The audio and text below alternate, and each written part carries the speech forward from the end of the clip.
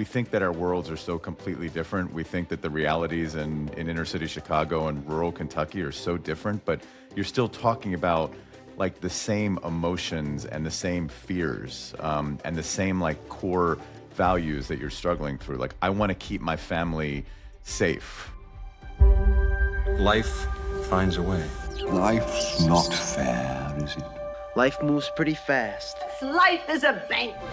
Busy living. What we do in life? Way of life. Life is pain. Choose life and party proud. To live would be an awfully big adventure. Welcome to the movie of your life with Richard Roeper. You know, we're all the stars of our own story, but depending on the day, we might be the hero, sometimes the sidekick, the comic relief, the mentor, or maybe even the villain. On this podcast, we talk with actors and directors and artists and newsmakers and influencers about their origin stories and the movies that shaped their dreams, influenced their worldviews, and helped define who they are today. I want to bring in my friend, my co-host, my producer, Jennifer Weigel, to tell us about a very special guest that we have today. Thank you so much, Rich. Joining us this morning, we have Ketch Secor and David Greene. David is an award-winning journalist whose career has been defined by a simple but powerful act, listening.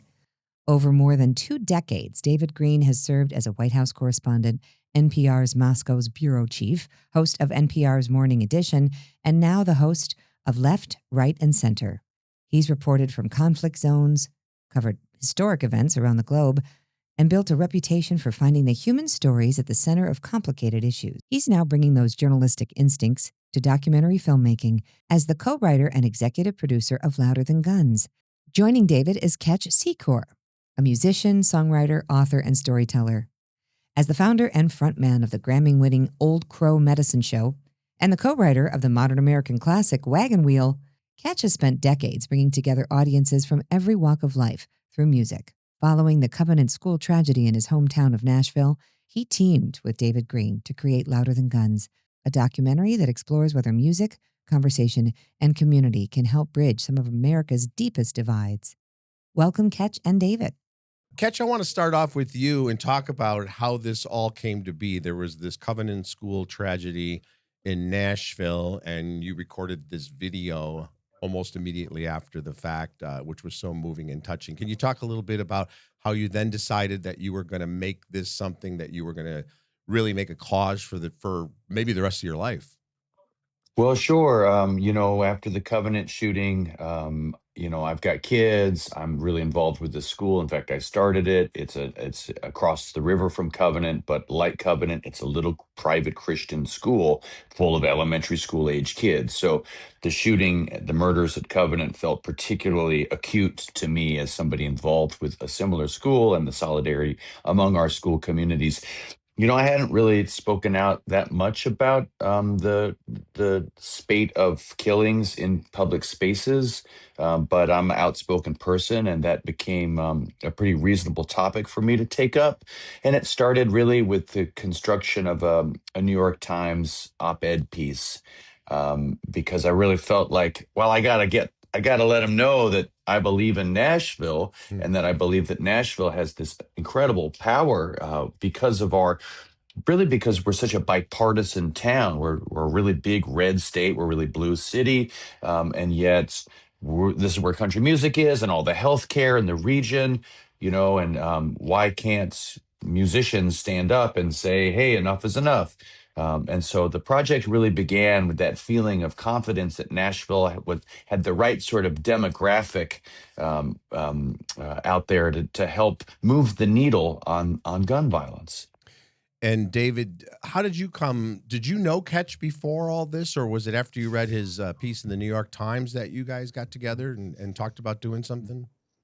Yeah, Ketch and I had known each other for years, since the first time I interviewed him around an album release. And we stayed in touch. I was always inspired by him. I had this like sort of fantasy as a journalist, like it could be some sort of Jimmy Buffett, Ed Bradley kind of relationship, like Ketch making music and me doing journalism and us finding a way to change the world together. And we just, stayed in touch, and, he was incredibly generous to me a couple times when my wife and I came to Nashville. We had some bonding during COVID. Ketch wrote a beautiful song that Old Crow premiered on Morning Edition when I was at NPR that really just blew my mind when it came to kind of capturing a moment in our country with music. So that was the context. And then when I read that piece in the Times, I just had to reach out and, find out if there was anything in the world that I could do to forward his mission. And the two of us just kind of got to talking, and it led to the film. David, you've done everything you can do in journalism. And, before I got into the entertainment side of things, I was a news reporter for the Chicago Sun-Times and a news columnist.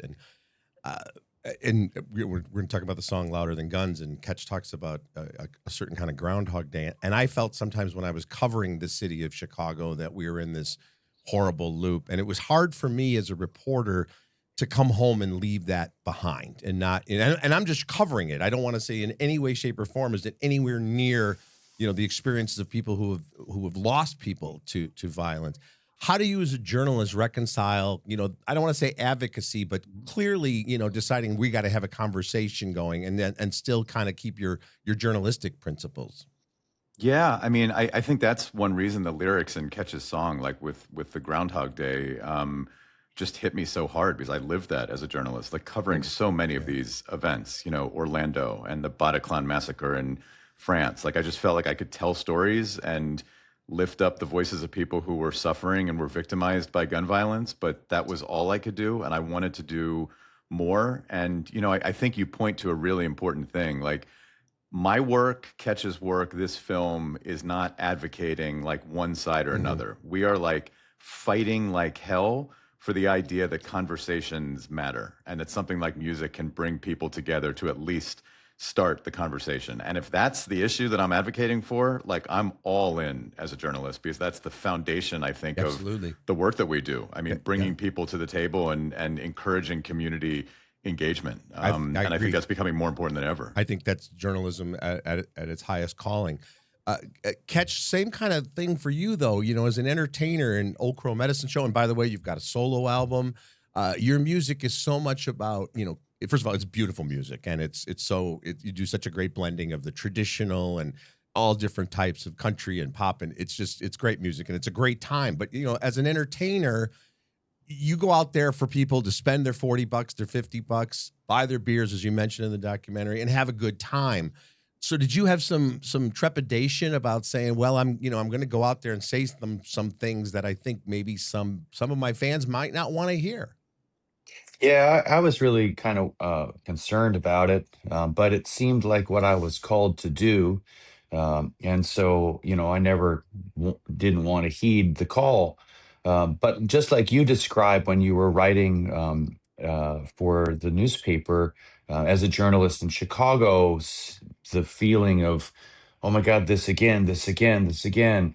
For me, the feeling, Richard, was like getting into these communities and, grieving mother is now right here, and the bereaved child missing her dad is right here with me right now, and I know her first and last name. I have her phone number. We're suddenly I'm just thrust into this kind of intimate part of loss with so many people, and then others, people that are just really outspoken or angry and haven't lost somebody, like their rage is right here.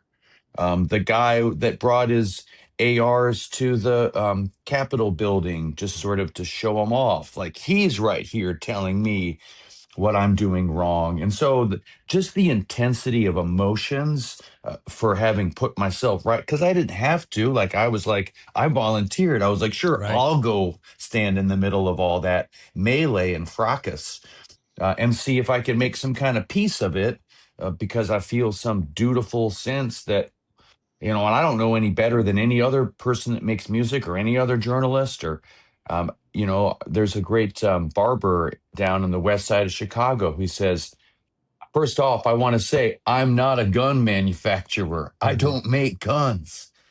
I kept hearing that in my head the whole time. I'm like, what am I even doing here? Like, I've been skeet shooting. I shot a deer and squirrels and such. I don't own a pistol. What do I even know? How am I the right person for this? So there was a lot of internal machinations through it. And it's honestly, just like you described with, it's hard to leave your work at home. This project it I lost weight, then I gained weight. I lost some of my hair went gray. Like it wasn't pleasant. It wasn't like normally I make like music videos and Right. like I smile real big. This one I basically did a lot of weeping and worrying for the past 3 years. Ketch, you mentioned North Lawndale. In fact, the Movie of Your Life studios, where I'm at right here in Chicago, we're only a couple of we're on the near west side. We're a couple of miles away from that barber shop. And what I really appreciated is, as a Chicagoan, sometimes I'll tweet anything about, oh, it's a beautiful day, and I just hear from everybody, oh, did you avoid gunfire on your way out? How could you even live in that city? And I think one of the great things the movie does, Louder Than Guns is a documentary. David and Ketch are on the road. It's almost like a buddy movie with a serious cause, seeing you guys. But we see that Chicago, Kentucky, Tennessee, Montana, there's a lot more in common, more common ground than I think a lot of people think. Maybe, David, you could speak to that experience. Yeah, I mean that came through so loud and clear to us, and I think it was incredibly meaningful to see that. Like we think that our worlds are so completely different. We think that the realities in inner city Chicago and rural Kentucky are so different, but you're still talking about like the same emotions and the same fears, and the same like core values that you're struggling through. Like, I want to keep my family safe, so do I want to own a gun to keep them safe, or do I want to stay away from guns to keep them safe? Like, there's so much shared, and I think that's a reflection of what we hope this film can remind people, around the subject of guns, but around, every subject. Like, we could live in completely different communities that don't look or sound alike at all. But at the end of the day, like, we want to be safe. We want to keep our families safe. We want to be good parents, good partners, good friends. And the more we can kind of get back to those like simple foundational emotions that we all share,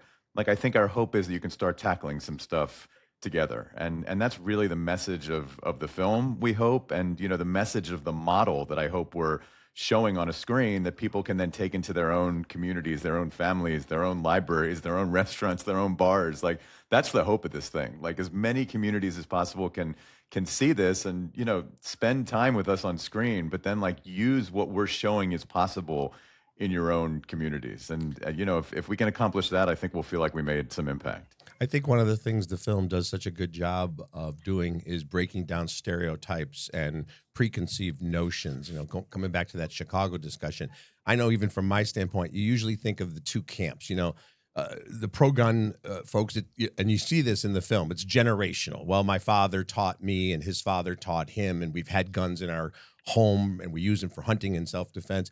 And then you hear from people, I've never picked up a gun in my life. I'm terrified of guns. And what I thought was fascinating was this barbershop in Chicago where they're actually teaching people how to use their guns. And it's kind of, it's terrifying to think about people having guns in their home, but they've never picked it up before in their life. And you think you're going to be able to pick it up and defend yourself. So did you find yourself, I'll start with Ketch, did you find yourself learning things about, like, I know you had some really meaningful conversations with, gun shop owners and people where, you get to know them a little bit more than just, oh, he's pro-gun.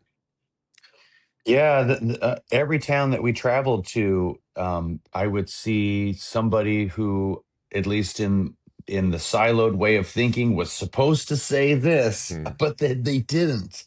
Indigenous communities, the LGBT community, every preconceived notion that I had about who's gonna think this about firearms. I met a lot of pacifists in the red state flyover country, and I met a lot of pro-gun people in inner cities.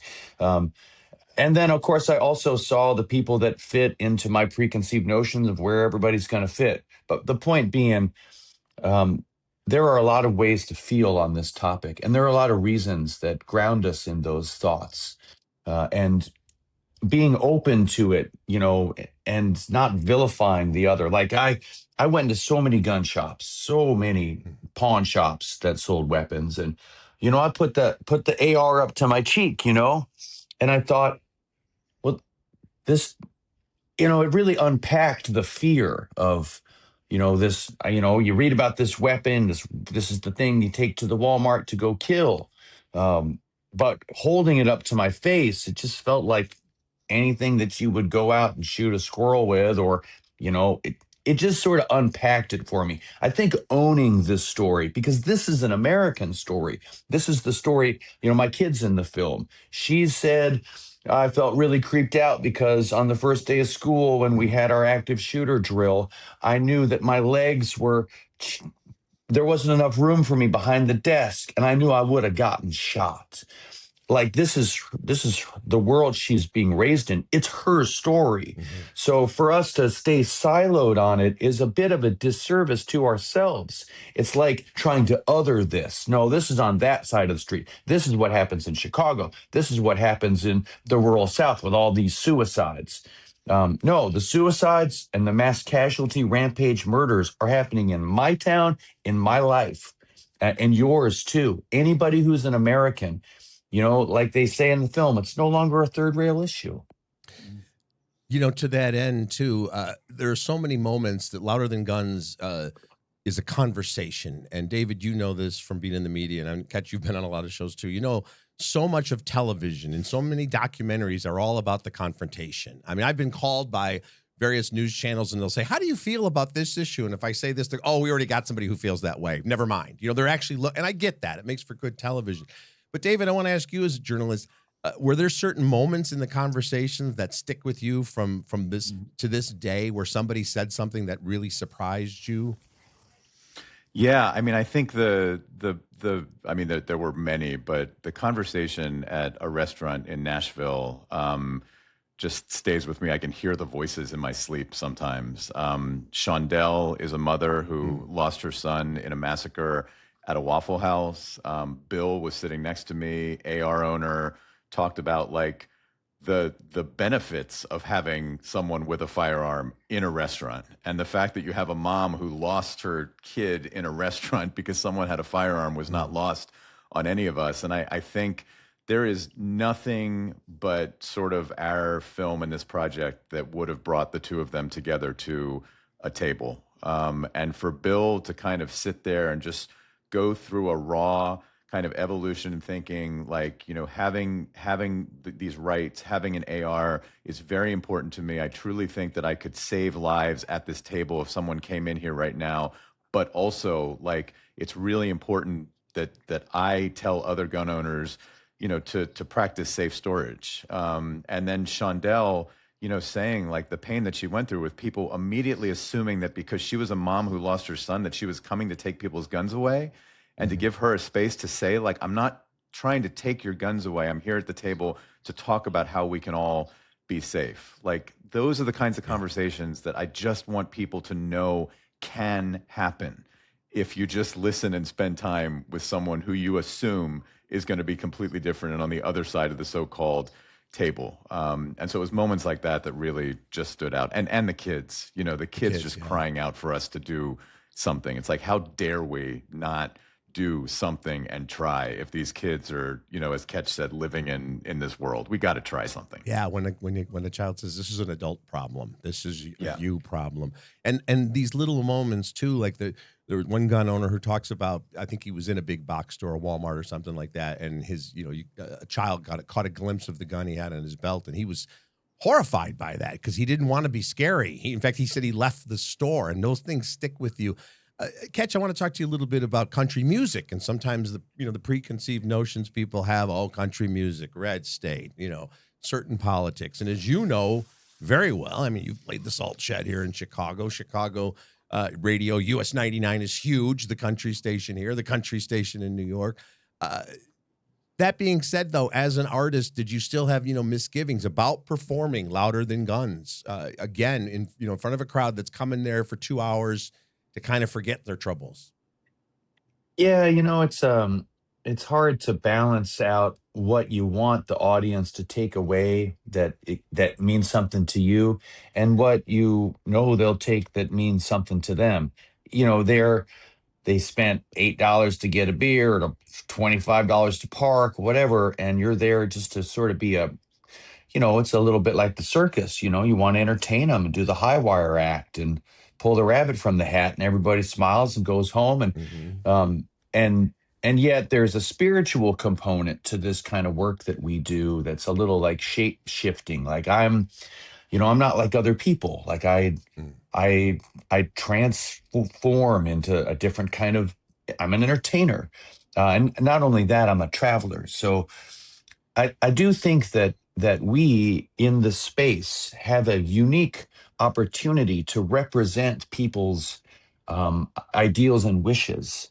You know, there's a like an avatar type of experience when you look up at at and you know, I think especially in a more classic sense of, you know, kind of pre the internet, like I think about Johnny Cash and Merle Haggard and Bob Dylan and Dolly Parton and other people that you could look to and really want to be.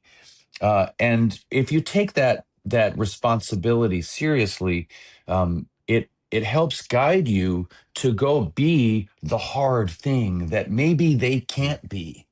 You know, maybe it's not in your DNA to like I started like my barber in Nashville had open carry permit, started carrying a gun on his hip. He'd be cutting my hair, but this he didn't do it before. He just started doing it.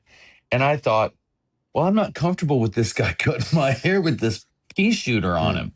And I asked him to take it off, and we had a dialogue about it, and eventually I switched barbershops. After the Covenant shooting, there wasn't nobody in an Aldi parking lot I wasn't talking to, the Kroger, the Publix, every checkout lady, every person that was helping me. Hey, have you seen the news? I know you must be feeling it. There's just a call for empathy that the artist has that's different than the role that the journalist has. But it's also really similar. We're there to console, but with me, it's also to exemplify. You know, the songs are supposed to be a distillation of people's feelings. So if people are feeling scared going to school like my kid is, well, where's country music to, you know, make that feeling brought to the masses? You know, I mean, we had this tragic shooting in Las Vegas at this country music festival, one of the largest mass casualty events in American history at a concert. You know, and I think we still talk about Altamont. You know, I think we're still talking about like what the Hells Angels did in the 60s. I mean, this is right now, right here, our kids are ticket buyers. So there's really a responsibility.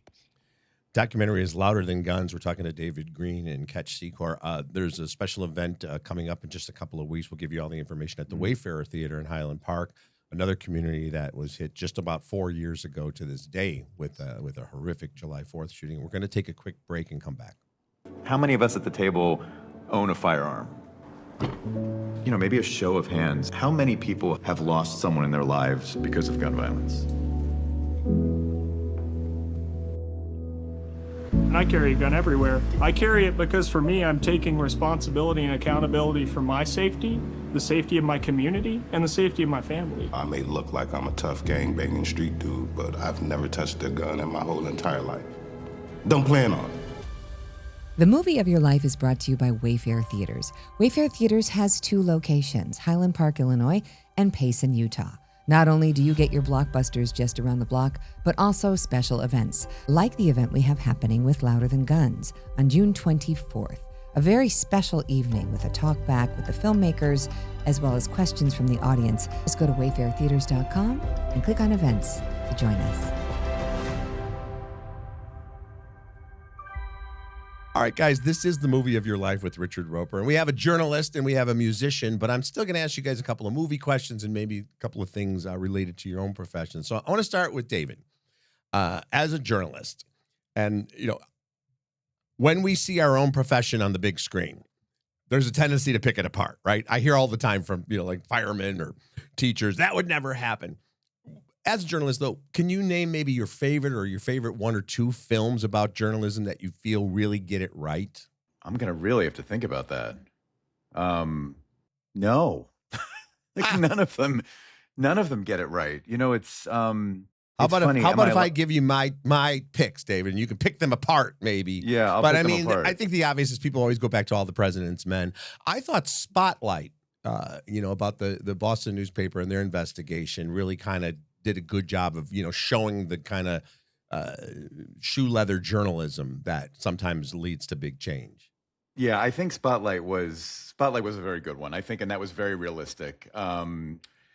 Yeah, I think some television has done a better job than movies. I mean, I will tell you, Richard, the morning show. I mean, Reese Witherspoon and Jennifer Aniston. That was triggering for me because it really caught on screen, like in an entertainment sense, the kind of pain and chaos that I lived through, like not sleeping, waking up at 2 a.m. and carrying the weight of having to deliver the news and capture this day in our world, in our country, on no sleep. I mean, that was triggering and also very realistic. But I think Spotlight was strong, and I know Spotlight was a film that, you know, they actually dug deeply into the true story to really understand exactly what had happened, why that story in Boston was so vital and so important.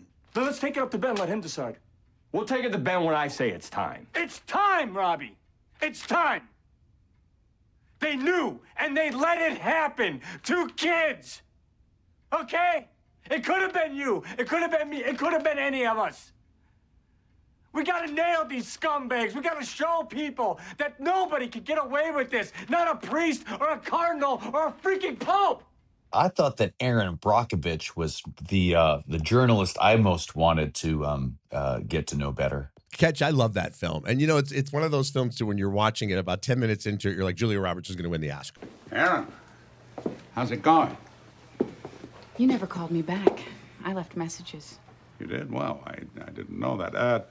Donald seems to think that you said There's two things that aggravate me, Mr. Masry. Being ignored and being lied to.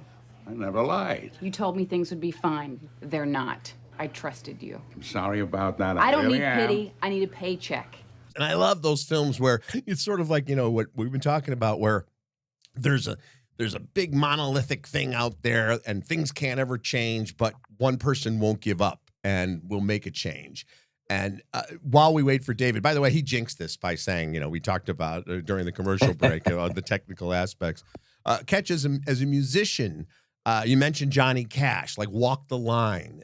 You know, what are some of your favorite musical biopics that are about, you know, actual legendary singers and performers?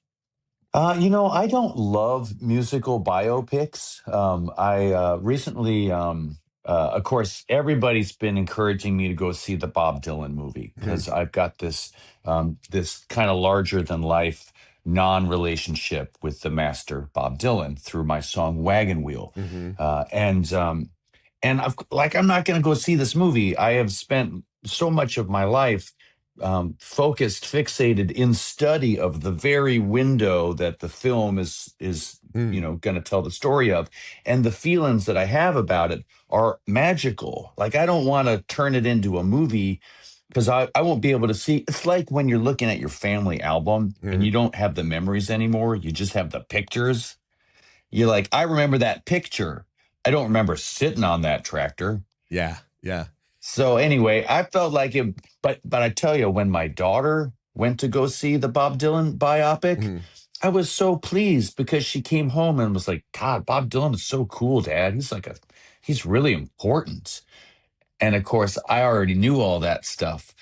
So sometimes it seems like for the schooled musician that these bios are better to bring other people into the fold. I'd rather listen to the record and go to the headstone. That's what I love to do. I was at Johnny Cash's.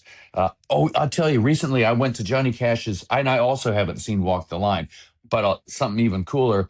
I went to a vineyard of grapes that Johnny Cash planted in his you know, middle adult life. Oh, wow.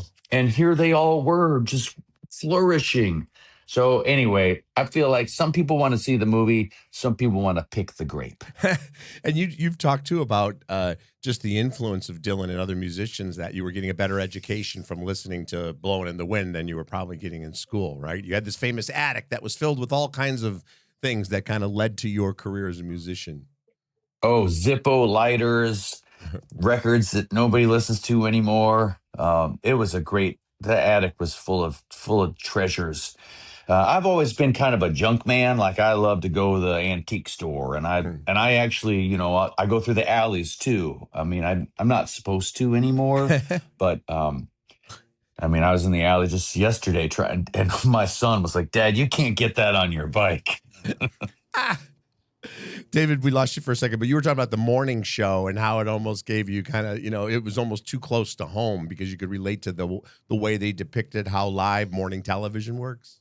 Yeah, I mean, just the stress of waking up in the middle of the night, having no sleep, but carrying the responsibility of like guiding everyone, millions of people through the day's news and understanding this moment in our country and in our world was really triggering. I think The Post was another really good film that I think captured kind of journalism in a newsroom. And yeah, I mean that's another really memorable one. But you're right. I mean, few shows, few movies and entertainment, I think, really capture the reality of a news meeting, of the nuance, the uncertainty of choices that are not binary. Like it's as well as I do, like what to cover on a given day. It's not obvious. I mean, every day is kind of a judgment call, and to really get into that nuance and understanding in those relationships that can decide what you're consuming the next day. Hard to capture that. There's a film coming out right as we speak called Disclosure Day by the great Steven Spielberg. And part of the plot, without giving anything away, but Emily Blunt plays a meteorologist at a affiliate in Kansas City. David, this is one of the things that, and I mean, Steven Spielberg, right? I mean, one of the greatest of all time, but he does something that I've seen so often. It's Kansas City, which is a decent sized market, but the morning show, there must be 250 people working on that morning show because it looks good on the big screen. So like, there's so many people walking around and I'm like, there've been budget cuts in recent times. Just want to wrap things up. I'm going to ask each of you, first, I'll start with David. As a journalist, when you were growing up, were there certain journalists that you either watched on TV, listened to, or read that were huge influences on you and kind of made you think about maybe becoming a journalist? Yeah, I mean, Brokaw was like my television guy. And I saw him, I'm actually in New York right now for the Livingston Journalism Prize, which I've judged for years. And Brokaw came a number of years ago and talked about mentorship being a two-way street in our profession, but also in lots of professions.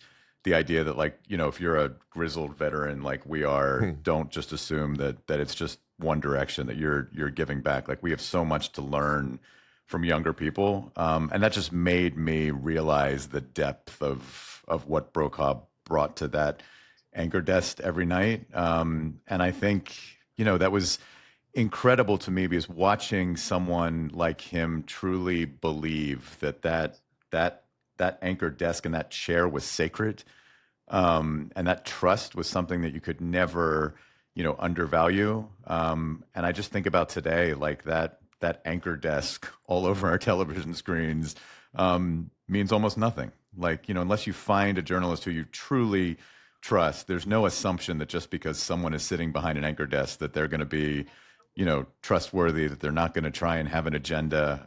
And that's a huge loss, I think, in our profession and in our society. Like, what is journalism today? We have to answer that question and answer it soon, or we're going to be in deep trouble. But Brokaw was an enormous influence for me. Yeah, great journalist.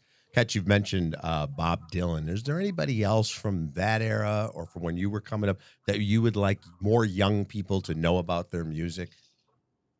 Yeah, I think my guy might be Pete Seeger most of all. Pete was an outspoken activist and peace advocate, and had a kind of a social conscience for America through song. And I got to be around Pete in ways that were, just a couple of times, but it was, some people got to march on the, Pettus Bridge with Dr. King. Some people got to hit the streets with Gandhi. And I got to be in a dressing room with Pete Seeger and also backstage at a festival under an oak tree. And those two experiences were just like going to see the man in the mountain. I love Pete. I love everything he stands for. And I miss that part of the way that the latter part of the 20th century was able to elevate these singers who became a kind of American conscience, because we need that kind of stuff. It's one thing to be a song and dance man. I like that stuff too. Don't get me wrong. And also, my favorite journalist is Peter Jennings. Well done, well done. Ketch Secor, David Greene. Louder Than Guns is a documentary. Gentlemen, thank you so much for joining me. Really appreciate it. Thank you, Richard. We really appreciate it. Don't forget to subscribe and share The Movie of Your Life with Richard Roeper, brought to you by Wayfarer Theaters.